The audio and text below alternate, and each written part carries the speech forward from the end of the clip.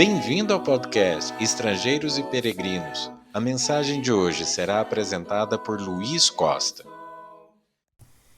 O que repreende ao homem achará depois mais favor do que aquele que lisonjeia com a língua. Provérbios, capítulo 28, versículo 23. Repreensões, de fato, não são fáceis. Muitas vezes vão exigir coragem,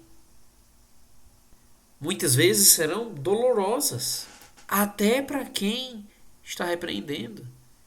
Uma pessoa de bom coração não sente prazer em estar confrontando os outros sobre suas falhas. E muitas vezes repreensões causam descontentamento temporário. O repreendido pode não gostar do remédio que lhe é oferecido. Pode ficar com raiva, tentar justificar a sua má conduta. Vários desafios para quem repreende. Mas o fato é que é um ato de amor. E a repreensão sincera é valiosa para quem está escutando.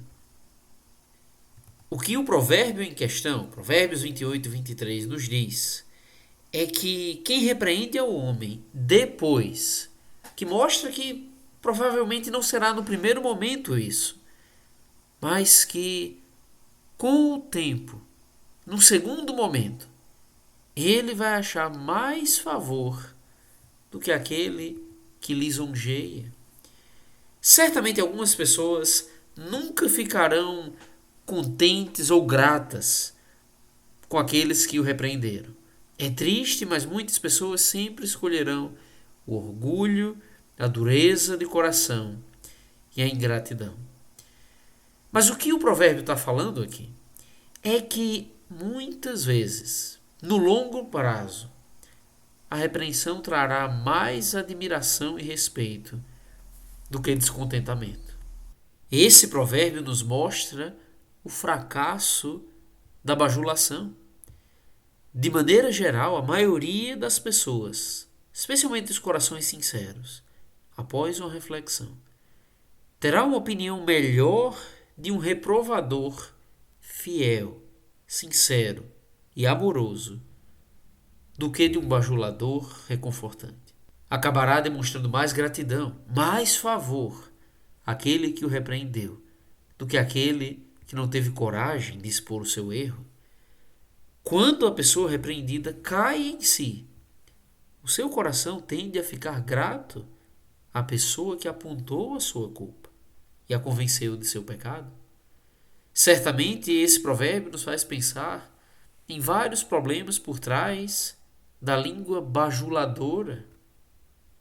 E claro, as bênçãos da repreensão. Provérbios 27, 5 e 6 nos diz que é melhor a repreensão franca do que o amor encoberto. Leais são as feridas feitas pelo que ama, porém os beijos de quem odeia são enganosos. Especificamente pensando sobre a bajulação, há uma sequência de provérbios, no capítulo 26, muito dura a respeito dessa conduta. Provérbios 26, a partir do 23, diz: como vaso de barro coberto de escórias de prata, assim são os lábios amorosos e o coração maligno. Aquele que aborrece dissimula com os lábios, mas no íntimo encobre o engano. Quando te falar suavemente, não te fies nele, porque 7 abominações há no seu coração. Ainda que o seu ódio se encobre com engano, a sua malícia se descobrirá publicamente.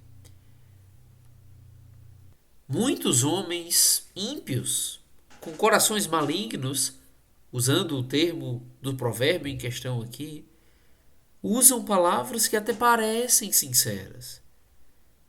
Mas muitas vezes pessoas que odeiam disfarçam isso com mentiras ou bajulações.